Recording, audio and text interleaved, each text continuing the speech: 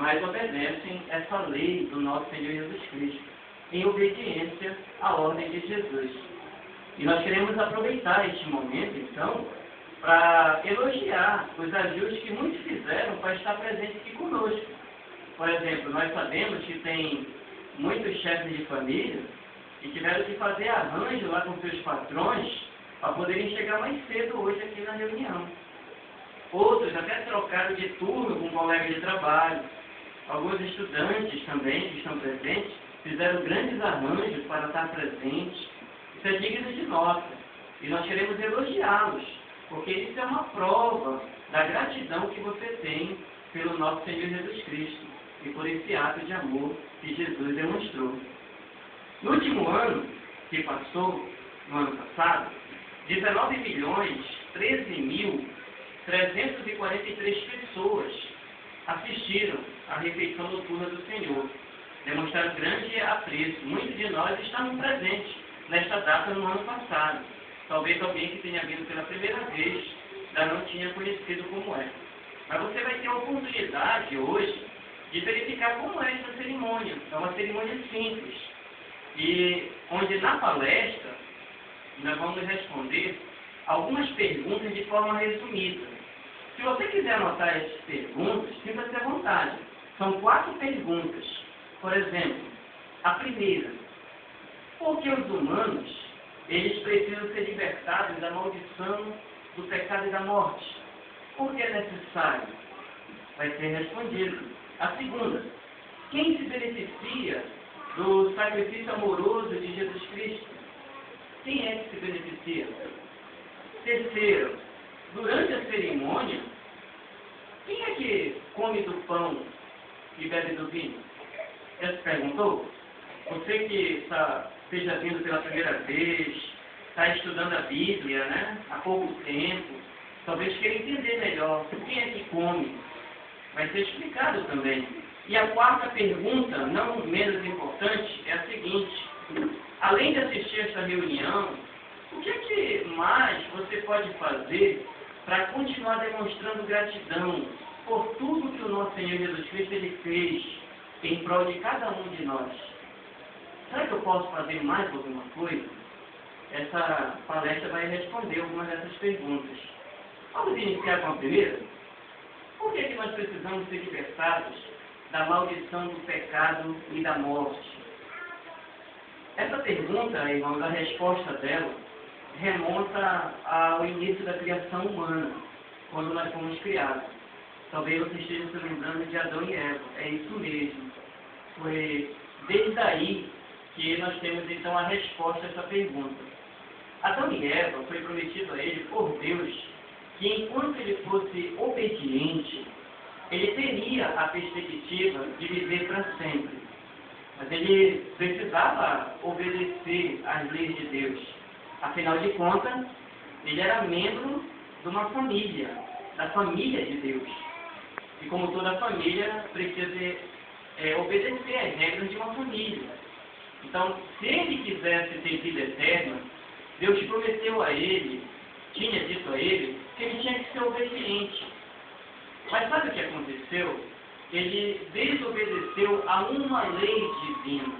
Ele desobedeceu. E o resultado foi que ele perdeu a perspectiva de vida eterna. Mas não foi só ele que perdeu. Perdeu também os seus descendentes. Veja como a Bíblia, ela coloca de forma bem clara isso para nós, no livro de Romanos, capítulo 5, versículo 12, que eu convido todos os presentes a acompanharem. Faça questão do seu estudante observar na Bíblia, tá? E também o nosso visitante de hoje, as crianças, né, que também estão quietinhos. 5:12 diz assim, olha: é por isso que, assim como por intermédio de um só homem, entrou o pecado no mundo, e a morte por intermédio do pecado. E assim a morte se espalhou a todos os homens, porque todos tinham pecado. Observaram detalhes importantes nesse texto? Por exemplo, menciona aqui que o pecado, ele não fazia parte do propósito original de Deus. Aqui diz que o pecado, ele entrou no mundo. Ele não foi criado por Deus. E como foi que ele entrou no mundo? Como menciona logo a seguir, é pela desobediência do primeiro homem, Adão e Eva. O pecado, ele é como uma doença. Podemos dizer que o pecado é uma deficiência ou uma falha moral, espiritual, que tem consequências físicas em todos. Agora, por que nós fomos afetados? O que é que nós fizemos? É porque quando Adão e Eva, eles pecaram, eles ainda não tinham filhos. Eles eram perfeitos, então eles pecaram e se tornaram pecadores. E daí em diante foi como que uma forma de bolo amassada. Quem é dona de casa que conhece, por exemplo, quando amassa uma forma de bolo, todo bolo que fizer dessa forma sai com o bolo amassado. E foi assim mesmo que aconteceu, foi com uma doença hereditária, que toda a raça humana, ela então adquiriu, por meio dos nossos primeiros pais, Adão e Eva. Essa falha moral e espiritual, que foi a desobediência dos nossos primeiros pais. Mas aí alguém pergunta, será que então agora nós estamos fadados ao fracasso? Quer dizer que não existe esperança? Felizmente existe. A palavra de Deus diz que Deus, ele fez provisão para reverter esse quadro de maldição do pecado e da morte. E o que ele usou? Ele usou a coisa mais preciosa que ele tinha e deu como presente para a humanidade. Foi a vida do seu Filho Jesus Cristo. O livro de Mateus, capítulo 20, versículo 28, lá houve uma expressão interessante. Lá diz que o Filho do Homem, referindo-se a Jesus Cristo, ele veio para dar a sua vida ou alma como resgate em troca de muitos. Aí usa essa expressão resgate, né? Que é muito usada, nós ouvimos até na oração a palavra resgate. O que significa resgate? Talvez lembre, por exemplo, um sequestro. A gente é costumeiro ver isso, né? Sequestro, na televisão, noticiários. Quando você observa a palavra sequestro, a libertação de um refém, o que é que se exige para se libertar um refém? É um pagamento definido, específico, de alguma coisa, né? Às vezes é um dinheiro, é um bem precioso da família. Assim também aconteceu, do mesmo modo, com a raça humana. A humanidade, ela tinha sido sequestrada pelos nossos primeiros pais, Adão e Eva, por meio do pecado e da morte. E a única forma de pagar esse sequestro aí, seria algo equivalente. Era uma outra vida perfeita, que foi dada por Deus, por meio do seu Filho, a vida do seu Filho em sacrifício à humanidade. Então, nós podemos dizer assim que nós temos uma esperança, porque Deus, o Criador, providenciou para toda a humanidade. A Bíblia até mesmo menciona isso em outros livros da Bíblia, alguns até conhecidos pela maioria das pessoas. João 3,16, ali menciona que Jeová Deus, ele deu a vida do seu Filho, né, unigênito, para que todas as pessoas que nele exercessem fé não fossem destruídas, mas tivessem vida eterna. Então, essa é um outro lugar na Bíblia que a Bíblia informa a respeito dessa provisão amorosa que Jeová fez em nosso favor. Em outra parte da Bíblia, fazendo alusão a essa provisão, em 1 Coríntios, capítulo 15, versículo 45, ali é chamado Jesus Cristo também de uma expressão que talvez nem todos tenham ainda ouvido falar. Talvez o visitante que veio pela primeira vez, os estudantes que estão começando a estudar, que Jesus Cristo é o último Adão. Por que a Bíblia chama de Jesus Cristo de último Adão? Será que tem algum significado? Vamos ver na Bíblia, todo mundo? Abra aí agora Romanos capítulo 5, versículo 19. E a Bíblia, nesse texto aí, explica por que Jesus Cristo é chamado de último Adão. Romanos capítulo 5, o versículo 19. E veja aí como é que explica também essa provisão amorosa da parte de Deus. Encontraram todos? Ajude a sua criança também que está do seu lado, tá? Diz assim, olha: pois, assim como pela desobediência de um só homem, muitos foram constituídos pecadores.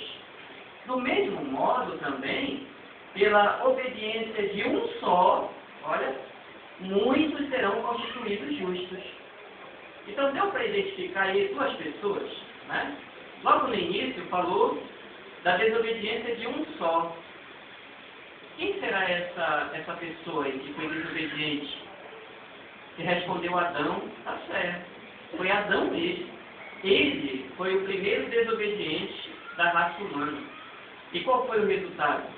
A Bíblia diz que os seus descendentes se tornaram pecadores.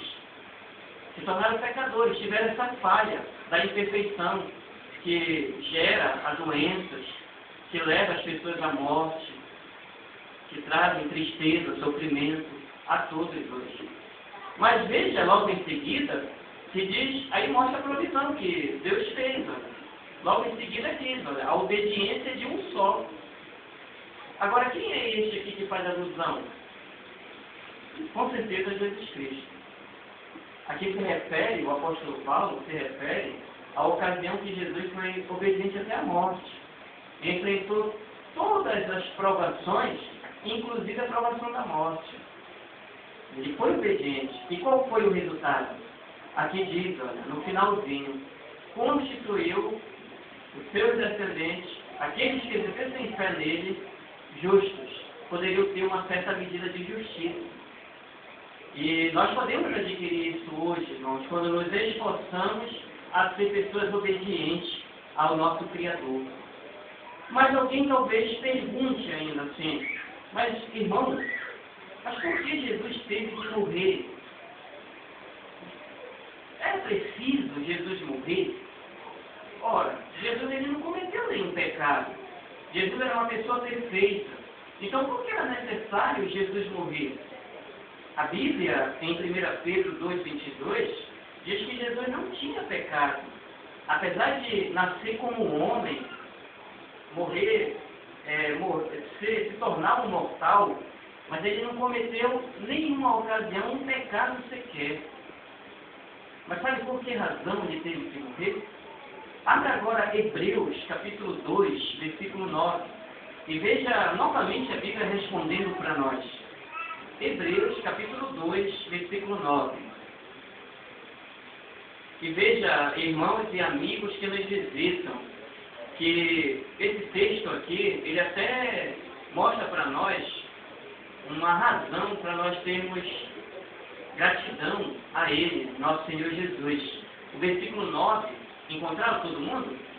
Diz assim, olha: mas observamos a Jesus, que havia sido feito um pouco menor que os anjos, coroado de glória e de honra, por ter sofrido a morte, para que pela benignidade imerecida de Deus, note o final, provasse a morte por todo o homem. Então, por que Jesus teve que morrer? Aqui diz, irmãos, ele provou a morte por toda sorte de homem. Em outras palavras, Jesus Cristo ele assumiu o nosso lugar. Quem merecia morrer? Era nós. Não é isso que nós lemos lá em Romanos 5,12? Né? A morte se espalhou a todos os descendentes de Adão. Mas Jesus Cristo ele assumiu o nosso lugar e morreu por nós. E aí nós podemos ter a perspectiva, então, dos nossos pecados perdoados e ter a esperança de ter vida eterna. Para Jesus fazer isso não foi fácil. Veja aí no início, no versículo 9, que ele diz que ele se tornou, ele foi feito até mesmo um pouco menor que os anjos. Menor que os anjos. Já pensou? Nenhum anjo, ele teve o privilégio de ser gerado dentro de uma barriga de uma mãe terrena. anjos se materializaram, mas nenhum deles foi gerado dentro de um ventre de uma mãe, de uma mulher. Jesus se tornou filho da humanidade e se tornou uma pessoa mortal para que pudesse morrer e dar a sua vida em prol da humanidade. Agora, pare e pense. Não ficamos comovidos, irmãos, só de pensar que Jesus Cristo ele trocou de lugar conosco para que morresse e nós tivéssemos vida eterna? Com certeza, é uma ocasião que nós devemos analisar muito bem isso, né? Dá uma certa comoção em nós em pensar que o Filho de Deus demonstrou amor maior, tanto assim, em nosso favor. Mas estamos falando sobre vida eterna, não é verdade? Alguém talvez se pergunte, talvez até alguém que esteja conosco aqui pela primeira vez, se fala muito em vida eterna, mas vida eterna onde? Já parou para pensar? Alguns até dizem assim, eu vejo nas demais religiões que é prometido vida eterna nos céus. Nos céus ou na terra? Aonde vai ter vida eterna? Essa pergunta faz nos lembrar a segunda pergunta da nossa análise. Quem é que se beneficia do sacrifício amoroso de Jesus Cristo? A Bíblia, irmãos e amigos que nos visitam, ela descreve duas esperanças para a humanidade obediente, ou a humanidade fiel. Ela fala duas esperanças, ela não fala apenas de uma. Por exemplo, ela fala que um número limitado, ela receberá vida eterna no céu, mas é um número limitado, um número pequeno. Mas ela fala também de uma grande maioria que vai ter a perspectiva de viver numa terra paradisíaca, conforme era o propósito original do Criador, quando ele colocou Adão e Eva no paraíso. Sempre foi do propósito de Deus transformar esta terra que nós temos hoje num lugar belo, num paraíso, num grande parque. E ainda continua, visto que o propósito de Deus nunca deve acabar. Mas algo nós devemos pensar. Nós podemos decidir se nós seremos adoradores de Deus ou não. É uma coisa que nós podemos decidir. Mas tem algo que nós não podemos decidir. Sabe o que é? É aonde nós serviremos a Deus. Se é no céu ou na terra. É isso que nós precisamos entender. Não está na nossa decisão dizer aonde nós vamos servir a Deus, ou aonde nós vamos gozar de vida eterna. Até mesmo Jesus Cristo, ele mostrou isso lá no passado, com seus discípulos. Teve uma ocasião bem conhecida na Bíblia, que ele estava conversando com um certo cidadão chamado Nicodemos. Lá no livro de João, capítulo 3, versículo 5 ao 8, nessa conversa, ele mencionou a Nicodemos que aqueles que vão servir no reino celestial de Deus, eles têm que nascer de novo. Até mesmo Nicodemos, na ocasião, não entendeu direito. Ele disse assim, mas como é que uma pessoa velha, já idosa, pode nascer de novo, se já está idosa? Jesus explicou. Essa palavra nascer de novo, ela vem de uma expressão grega, que significa nascer de cima, ou nascer dos céus, ou nascer do Pai. Em outras palavras, Jesus queria dizer assim, que o nascimento espiritual, ou quem vai servir nos céus, não é nós que decidimos, mas é Deus, o Pai dele, que torna isso possível. É somente Jeová Deus que pode decidir quem vai se tornar um adorador de Deus e servir com ele nos céus. Não está ao nosso cargo decidir.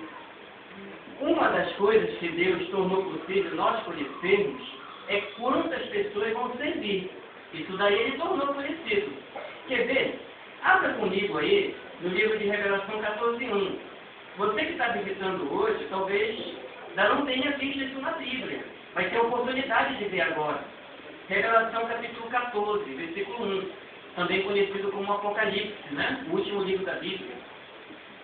Abra aí no capítulo 14, no versículo 1, e veja Jesus falando, um anjo falando, né, a João, a respeito de quantos servirão neste local. Mas ele fala de outros detalhes também. Quer ver? Observe a leitura. Diz assim, olha. E eu vi, e eis o Cordeiro em pé no Monte Sião, e com ele 144.000, que tem o nome dele e o nome de seu pai escrito nas suas testas. Notaram? Vamos entender um pouquinho?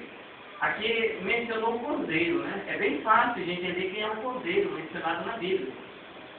O Cordeiro que tira o pecado do mundo, Jesus Cristo. Agora diz que ele estava no Monte Sião. O que é que se refere a esse Monte Sião? Lembra? É a posição régia ou enaltecida de Jesus e desses que vão viver com ele no céu. É uma posição gloriosa, de honra, de glória. É uma posição enaltecida. Mas será que Jesus estava sozinho? Note aí, olha, tem um número aí, 144.000 pessoas seletas que vão reinar com Cristo nos céus. Esses vão ser co-herdeiros com ele no céu, governantes com Jesus no céu. É um número definido e um número limitado. 144.000 pessoas. Mas tem mais um detalhe, ó. Diz também que ele tem o nome de Jesus, eles têm o nome de Jesus e o nome do Pai de Jesus escrito nas suas testas. O que significa isso? Bem, ter o nome de Jesus escrito nas suas testas significa que todos eles são cristãos, que eles agem, pensam, do modo como Jesus também pensa e age. Eles respeitam o modo de vida descrito na Bíblia de Jesus Cristo e agem em harmonia na sua vida. Então isso significa, eles têm o nome de Cristo em suas testas. Mas quer dizer de ter o nome de seu Pai inscrito nas suas testas? Sabe o que significa? É que todos eles também, eles se orgulham de levar o nome de Deus em suas vidas. Todos eles são testemunhas de Jeová.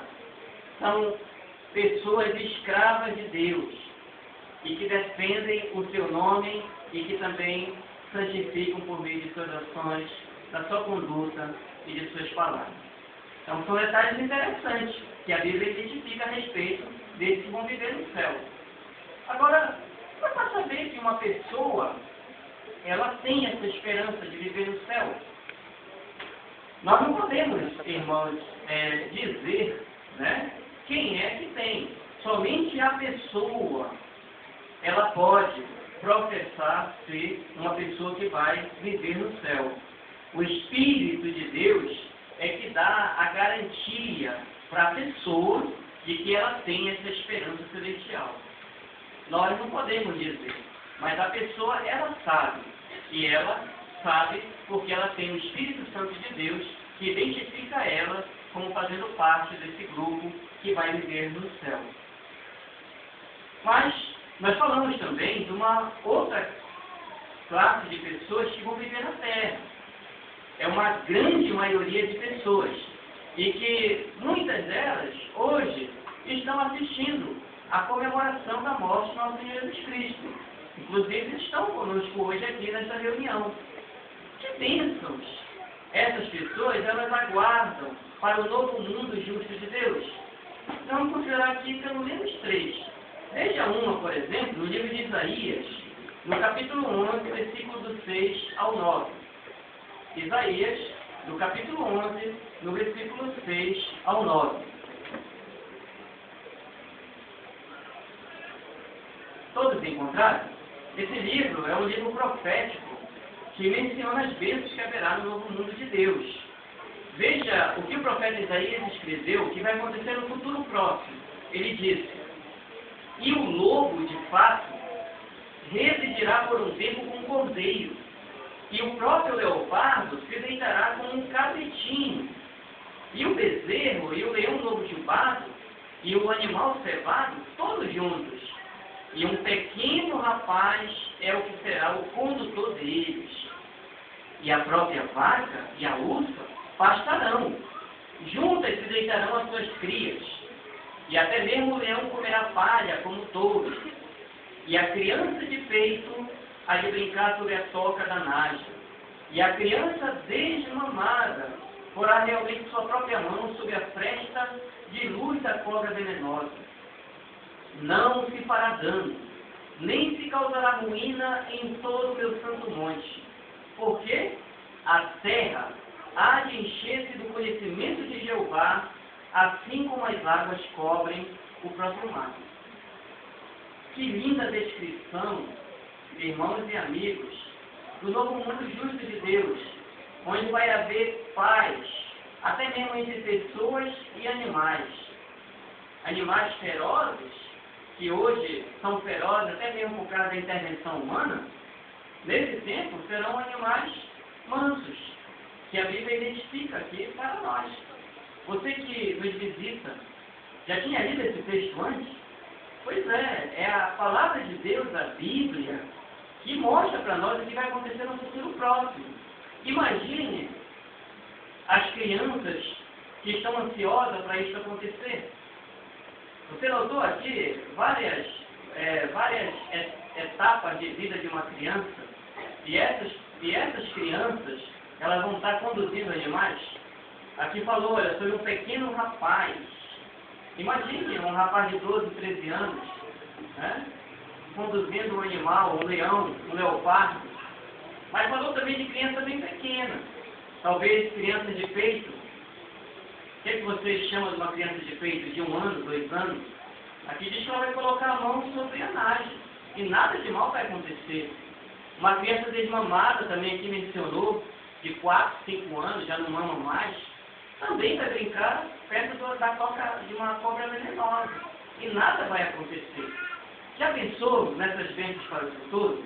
É a bênção que Deus promete para o futuro, para quem desse tempo viver. Mas não é só isso não. Vamos ver mais outra? A Bíblia menciona também promessa para quem é doente. Veja aí no capítulo 35 do mesmo livro de Isaías, agora no versículo 5 e 6. 35, o versículo 5 e 6. Ajude novamente aí todos que estão me acompanhando a ler junto, tá bom? Diz assim, ó. Naquele tempo, abrir-se-ão os olhos dos cegos, e destapar-se-ão os próprios ouvidos dos surdos. Naquele tempo, o coxo estará escalando como veado, e a língua do mudo gritará de júbilo, pois no ermo terão arrebentado águas e torrentes na planície desértica. Quando você observa, por exemplo, nos dias de hoje, hospitais cheios, né? Às vezes postos de saúde lotados, e às vezes até mesmo para marcar uma consulta, você passa 2, 3, 4, 6 meses para conseguir, e você lê essa esperança de Deus para a humanidade, de que doenças vão ser curadas, doenças que o homem não pode resolver hoje. Você já viu, por exemplo, um médico curar um mudo de nascença voltar a falar? A Bíblia promete para nesse tempo assim isso acontecer. Uma pessoa que é cega, nunca viu as cores, as mais de 5.000 cores que existem, nesse tempo vai poder enxergar. Aqui falou de pessoas coxas que não podem andar, pessoas que andam em cadeira de roda, amuletos. Elas vão escalar, não fala nem andar, fala escalar, vão poder escalar montanha, montes. Então veja que benefício a Bíblia traz dessas pessoas que nesse tempo viveram. E você que é chefe de família, pense nas suas reais dificuldades hoje, como moradia, às vezes colocar o que comer dentro de casa. Será que existem bênçãos de Deus para você? Para nós? Veja aqui no mesmo livro de Isaías, agora no capítulo 65, versículo 21 a 23. Isaías 65, 21 ao 23. Todos encontraram? 21 ao 23 do capítulo 65. Veja você aí que veio pela primeira vez, E note essa promessa tão atraente de Deus para você. Diz assim, ó: e hão de construir casas, e as ocuparão. Hão de plantar vinhedos e comer os seus frutos. Não construirão, e outro terá morada. Não plantarão, e outro comerá. Porque os dias do meu povo serão como os dias da árvore, e meus escolhidos usufruirão plenamente o trabalho das suas próprias mãos. Não labutarão em vão, nem darão a luz para a perturbação, porque são a descendência composta dos abençoados por Jeová e seus descendentes com ele. Viram que maravilha Deus promete? Para você que é chefe de família, para mim que também sou chefe de família, às vezes é uma dificuldade, às vezes você tem a sua casa própria, às vezes mora alugado, às vezes mora emprestado, às vezes mora com os parentes, não tem a sua privacidade.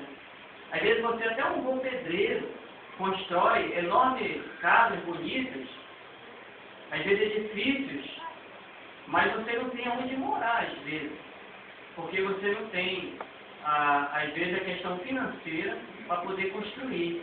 Nesse tempo, não vai ter problema isso, porque Deus diz que todo mundo vai poder ter a sua própria casa, porque Ele próprio vai construir e vai morar. E não vai ser qualquer casa, não. Pense assim numa casa boa. Pensou pouco. Vai ser uma excelente casa. Sabe por quê? Porque quem vai dar a planta da sua casa, vai ser o reino de Deus, o governo de Deus. E esse governo, ele quer o melhor para cada um de nós. Fome vai deixar de existir. É interessante que hoje, né, a humanidade, a população da Terra são 7 bilhões de pessoas, mais ou menos, né? E a Terra ela pode produzir 5 bilhões a mais, mas ainda existe muita pessoa morrendo de fome, questões financeiras, desperdício, mal distribuição de alimento. Mas nesse tempo o governo de Deus diz que vai ser uma coisa justa. Todo mundo vai ter seu pedaço de terra para plantar e comer seus frutos. Então a fome vai ser coisa do passado. São promessas, irmãos, estudantes e amigos que nos visitam, do governo de Deus, que só é tornado possível pelo sacrifício de nosso Senhor Jesus Cristo. E quando Jesus esteve aqui na terra, Ele deu uma grande amostra do que Ele vai fazer no futuro. Você já deve ter lido o relato dos evangelhos de Jesus Cristo, Mateus, Marcos, Lucas e João, e lá menciona curas de Jesus Cristo. Ele curou doentes, Ele fez surdo ouvir, Ele fez mudo falar, Ele fez coxo começar a andar. Uma mão de um leproso que estava totalmente descaída, voltar a ficar boa. Ele ressuscitou pessoas. Ele não fez apenas, curou uma simples dor na costa, uma suposta febre. Não. As curas de Jesus eram curas mesmo, curas reais. E foram amostra do que Ele vai fazer no futuro próximo, no governo de Jeová, quando Ele for o governante aqui na terra. Ele deseja muito reverter os efeitos do pecado de Adão na raça humana. Por isso, pergunte-se: você consegue se imaginar no novo mundo? Quando você olha aquela gravura do paraíso na nossa revista, você olha apenas a sua família? Você olha só o irmão da congregação? Ou você também se olha lá, brincando com tigre, tomando banho no riacho, mergulhando, como mostra a gravura do nosso calendário, vendo as plantas aquáticas, os peixinhos debaixo do mar? Jeová, irmãos, quer que você esteja lá. Jeová deseja muito que todos nós estejamos lá. Uma pergunta que ficamos de responder também é quem deve comer do pão e do vinho. Tantos que têm a esperança celestial, quanto os que têm também a esperança terrestre, eles se beneficiam desta comemoração. Mas aqueles com esperança terrestre, eles não participam dos emblemas. Eles não comem do pão e nem bebe do vinho. Mas talvez você se pergunte, né? Até mesmo você que veio pela primeira vez hoje. Por quê? Por que não? Bem, quando Jesus instituiu a comemoração da morte dele, ele constituiu com um grupo de pessoas. Eram seus apóstolos. E aquele grupo de pessoas, Jesus tinha feito um pacto para um reino celestial. Né? Até já falamos um pouquinho aqui sobre isso. E lemos também, em Revelação 14:1, que esse grupo, ele é um número limitado. Até a Bíblia descreve para nós 144 mil pessoas. Portanto, o objetivo da comemoração, de participar dos emblemas, foi feito com esses que tinham uma esperança celestial. A comemoração da morte do nosso Senhor Jesus Cristo beneficia a todos nós, tanto os que têm esperança celestial, como também aqueles que têm esperança terrestre. Mas os que participam, somente aqueles que têm esperança celestial. Tanto que a comemoração da morte de Cristo, ela não vai continuar indefinidamente. Vai chegar um tempo que vai acabar. Sabia disso? Quer ver? Veja aí em 1 Coríntios, capítulo 11, versículo 26. 1 Coríntios, capítulo 11, versículo 26. E veja aí até quando essa comemoração ela vai continuar. Todos encontraram? Diz assim, ó, 26.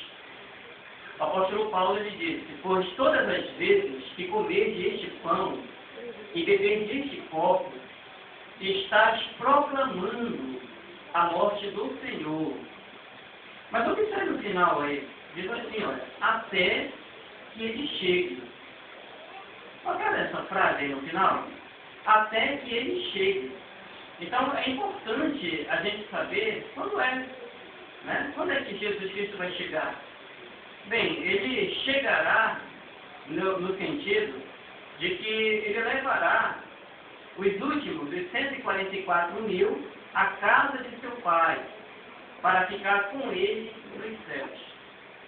Então ele vai chegar desse jeito aí. É quando ele levar esses últimos, que ainda estão na terra, para ficar com ele nos céus, para servir como reis e governantes com ele nos céus. Portanto, aqueles com esperança terrestre, nessa ocasião, não mais realizarão a comemoração da morte de Cristo, porque aí atingiu o seu significado. Atingiu ali o seu significado. E visto que ninguém participará dos emblemas nessa época, aqueles com esperança terrestre hoje também não participam dos emblemas. Foi algo feito apenas com esses que têm esperança celestial. Esta noite, irmãos, nós vamos seguir o modelo que Jesus deixou para a comemoração da refeição noturna do Senhor. Mas antes, eu gostaria de ler com os irmãos o livro de 1 Coríntios, capítulo 11, versículo 23 e 24. Por favor, abram todos comigo as suas Bíblias em 1 Coríntios, capítulo 11, no versículo 23 e 24. Nessa ocasião aqui, o apóstolo Paulo, ele escrevendo aos cristãos lá em Corinto, ele deu instrução de como ser realizada esta celebração. E vamos ver passo por passo o que foi feito, né? Versículo 23 e 24. O apóstolo Paulo disse assim: pois eu recebi do Senhor o que também vos transmiti, que o Senhor Jesus, na noite em que ia ser entregue, tomou um pão, e depois de ter dado graças, partiu e disse: isto significa meu corpo, em vosso benefício. Persisti em fazer isso em memória de mim. Então, Jesus ele falou de maneira bem clara, né, o significado daquele emblema do pão. Era um pão sem fermento. Foi usado um pão sem fermento e tinha um significado. Era porque representava muito bem o corpo sem pecado de Jesus, porque Jesus não tinha pecado. Então, fermento na Bíblia significa pecado. É por isso que é um pão não fermentado. Aí, primeiro, Jesus ele disse que o significado depois disso, que era em prol dos seus discípulos, da humanidade. Mas antes ele fez uma oração. E assim que nós vamos proceder hoje. Nós vamos fazer uma oração e depois vamos passar para todos os presentes o pão. Tá bom? E o irmão convidado para fazer a oração é o irmão José Leite. Nós convidamos o irmão José Leite para fazer a oração sobre o pão para nós.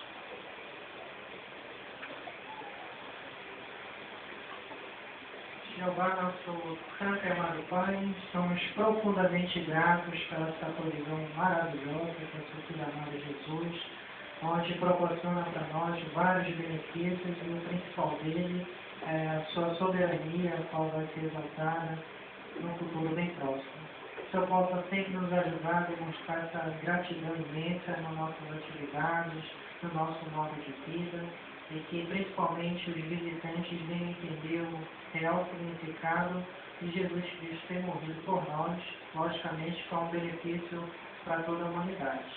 Agradecemos por tudo, amado Pai, principalmente por essa importante provisão. Tudo que pedimos é exatamente reconhecimento do sacrifício do Filho Jesus. Amém. Muito bem, agora vamos passar os emblemas a todos os presentes.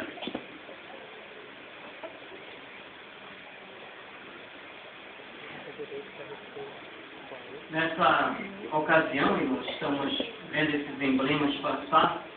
É bom a gente refletir um pouquinho, né, na nossa vida e também no grande amor que Jesus Cristo ele demonstrou por todos nós. A disposição de Jesus, né? Veja, por exemplo, o que foi que Jesus fez, né?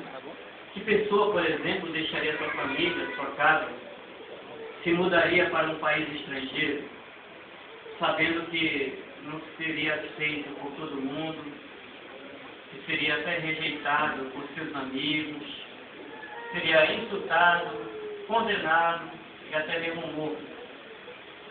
É uma coisa muito difícil, mas Jesus fez isso. Pensa só na posição privilegiada que ele tinha no céu, né? Ele tinha uma posição de rei no céu. A segunda pessoa mais importante nos céus, no universo, é Jesus Cristo.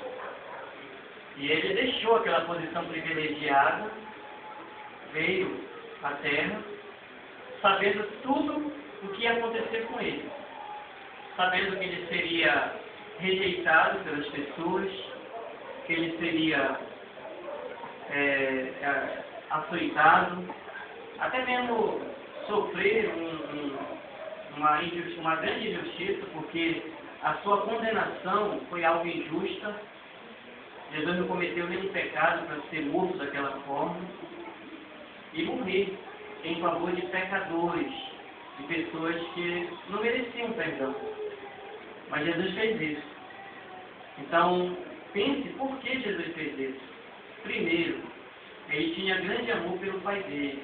Ele era uma pessoa obediente. Ele obedecia ao Pai dele. Não precisava Jeová falar duas vezes com ele. Ele obedecia. Ele tinha profundo amor por Jeová. E pensava muito também na reputação do pai dele, no vitupério que foi lançado sobre o nome do pai dele. Mas também, Jesus ele fez isso por amor a você, a mim, a todos nós aqui. Então pense na sua vida, como é que eu posso demonstrar agora gratidão, né, em troca do amor que Jesus demonstrou por mim? Como nós mencionamos nessa palestra, nós ficamos até comovidos de falar isso. Que Jesus trocou de lugar com a gente. Ele assumiu o nosso lugar. Quem merecia morrer não era ele, era nós. Ele assumiu o nosso lugar. Mas pode pensar um pouquinho, né? Como é que está a minha vida? O que é que eu posso fazer para demonstrar amor por Jesus Cristo?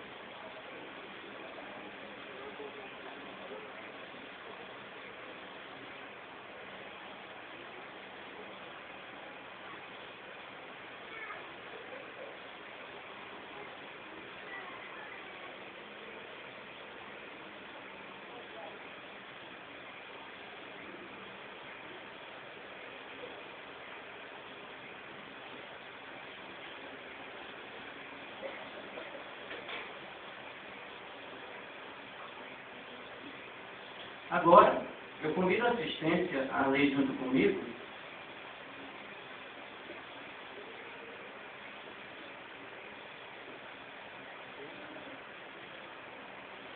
o relato de 1 Coríntios, capítulo 11, versículo 25. Vamos para a segunda parte. 1 Coríntios, agora capítulo 11, versículo 25. Todos encontraram? Diz assim, ó. O apóstolo Paulo continua dizendo assim: ele fez o mesmo modo também com respeito ao copo, depois de tomar a refeição noturna, dizendo: este copo significa um novo pacto em virtude do meu sangue.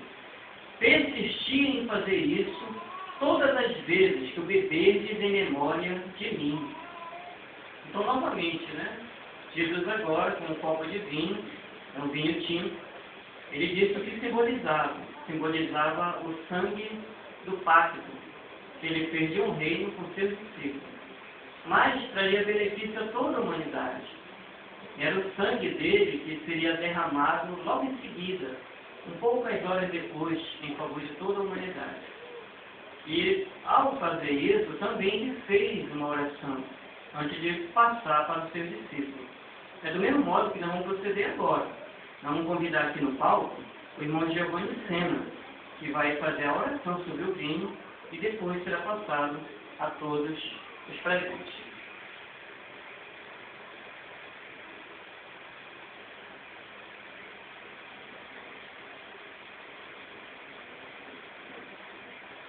Nosso amado Deus, Jeová, somos imensamente gratos por esse grande sacrifício que o Senhor tem feito e que fez por nós, que foi entregar o seu Filho para morrer por todos nós, embora somos pecadores imperfeitos.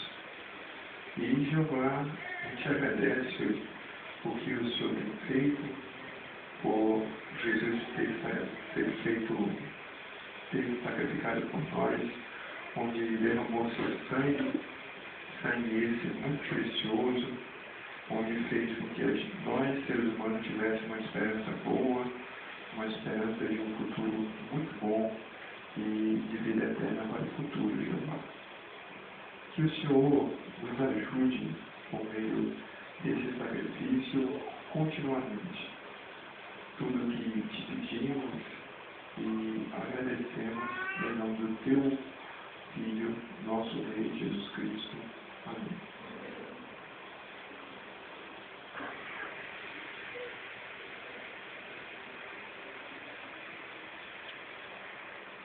Agora nós passaremos o vinho também para os presentes.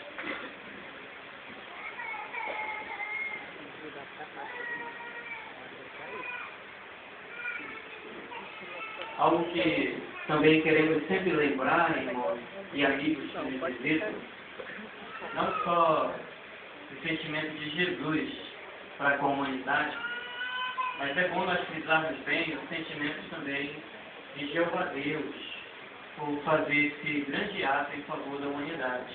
Né? Pense só como Jeová se sentiu nesse dia 14 de Nisan de 33 era comum, quando ele viu seu filho, Jesus Cristo, ser traído, preso por uma turba à noite. Ele viu o filho dele ser abandonado por seus amigos, ser submetido a um julgamento ilegal. Ele viu seu filho ser esmurrado, cuspido no rosto. Imagine só a dor que Jeová Deus sentiu. Imagine, por exemplo, a dor que Jeová sentiu quando ele viu Jesus Cristo ser açoitado, né? Com aqueles chicotes, um pedaço de ossos de carneiro. Jesus foi açoitado. Imagine a dor de Jeová sentindo quando ele viu as costas de Jesus lavadas de sangue em carne viva. Sem dúvida, foi uma grande dor quando ele viu o último suspiro de Jesus ali, naquela estaca, Jesus morrendo, e Jeová permitido que isso acontecesse. É impossível a gente descrever os sentimentos de Jeová de maneira bem apropriada. É impossível. Mas, porque não há palavras para expressar a dor que Jeová sentiu nessa ocasião. Até porque não é costume os pais enterrarem seus filhos, verem seus filhos morrer. Apesar de acontecer isso hoje. Mas não é normal, não é verdade? Não é normal. Mas foi o que Jeová viu, o seu filho morrer. E naquela ocasião, não fazer nada. Não dá para saber a dor que ele sentiu, mas dá para entender por que ele permitiu. A Bíblia diz em João 3,16, a razão. Ele amou tanto o mundo que deu o Filho unigênito, a fim de que todo aquele que nele crê não seja destruído, mas tenha vida eterna. Essa foi a razão de Jeová ter permitido. Foi amor pela humanidade. Foi amor por você que está aí sentado hoje. Foi amor por mim. Foi amor por nossas famílias, por nossas crianças. Então isso faz a gente pensar e relembrar tudo isso, refletir na nossa vida. O que é que eu preciso fazer para demonstrar amor, gratidão por esse ato que foi descrito como o maior da história? Certo que nada que a gente fizer vai pagar, mas nós podemos nos esforçar para agradecer a Jeová e agradá-lo de coração.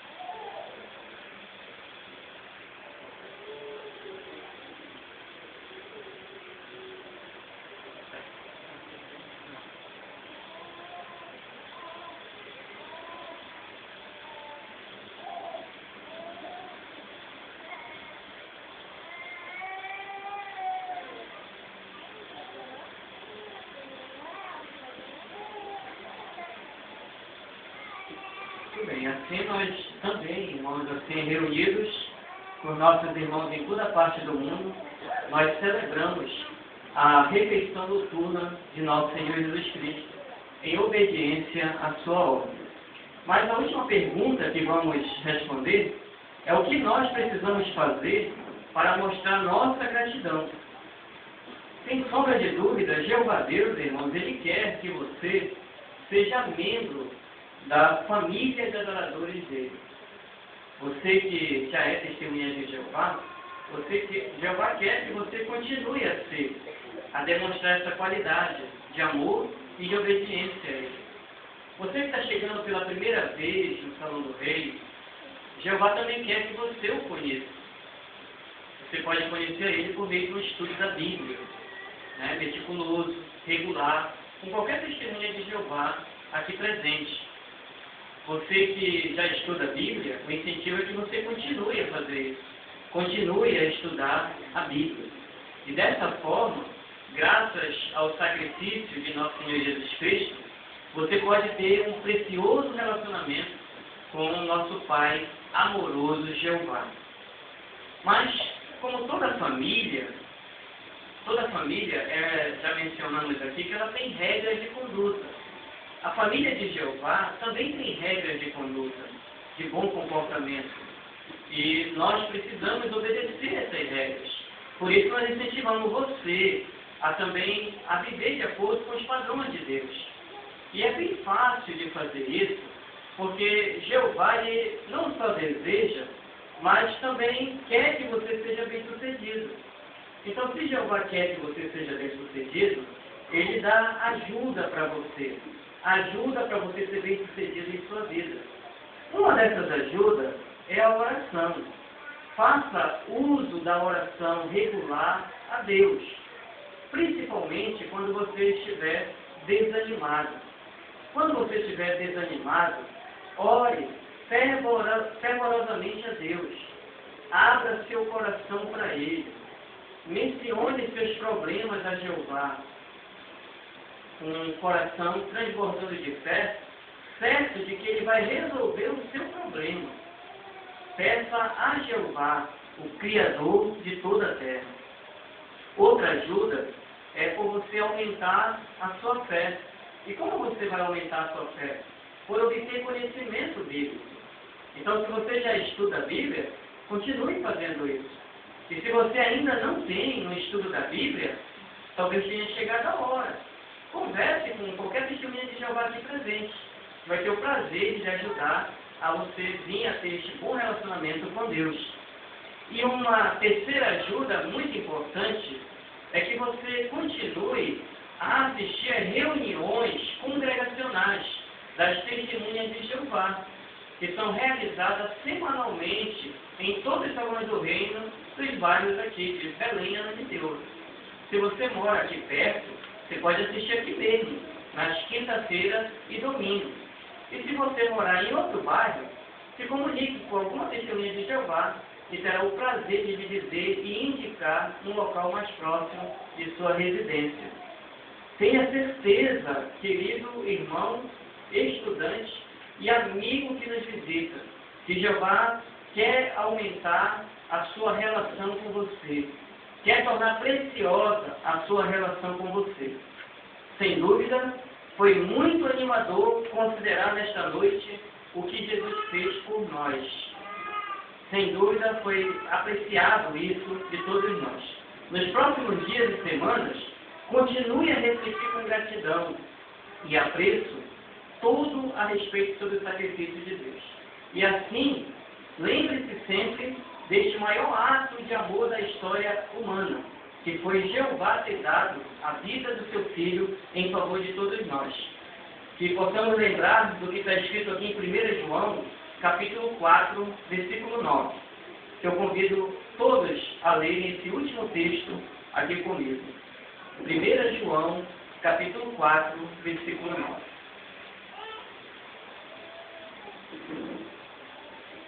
Todos encontraram? Ajude aí o seu companheiro do lado aí. 4:9. Veja aqui as palavras de João. Por meio disso é que se manifestou o amor de Deus em nosso caso. Porque Deus enviou o seu Filho unigênito ao mundo, para que ganhássemos a vida por intermédio dele. Muitos foram lembrados na história humana por grandes realizações, obras feitas, construções, atos generosos, mas nenhum é maior do que este, o de Jeová Deus, de dar a vida do seu Filho em favor de todos nós.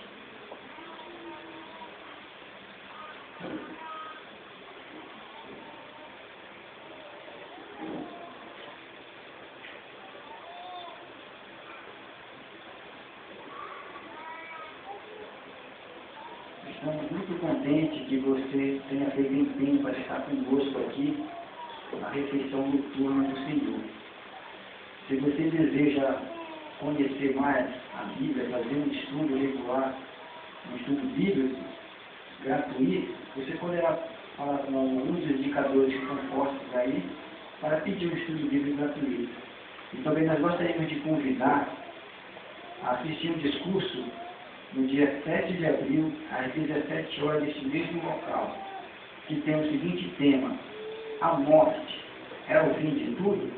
Nós incentivamos a assistência a estar conosco nesse dia para assistir mais esse importante tema bíblico. E vamos ter a resposta de que realmente a morte é o fim de tudo.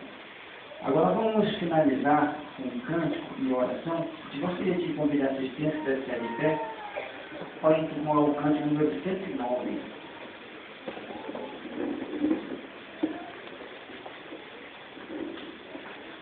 Este cântico 109, ele tem o seguinte tema: Salve o Filho de Jeová, baseado no livro de Hebreus, no capítulo 1, no versículo 3. Após a introdução do cântico, o irmão Miguel Castro fará a oração final para nós. Ouça a introdução deste cântico.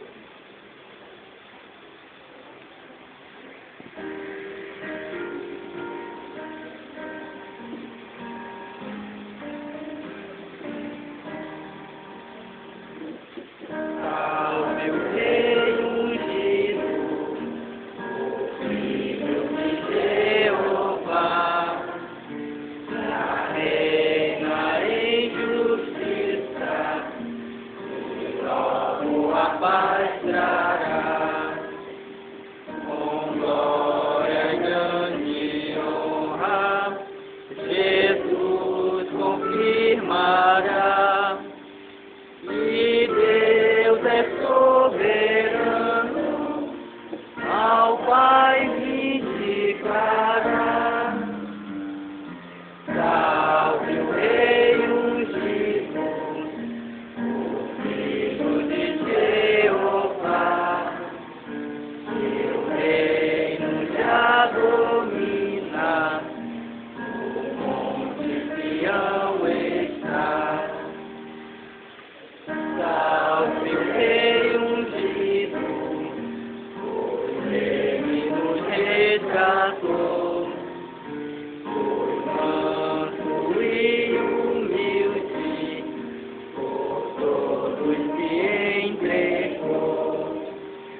A noiva espera o Cristo, de branco ela está, nos céus do casamento, a Deus louvor dará. Salve o Rei ungido, o Filho de Jeová, seu reino já domina, o monte Sião está.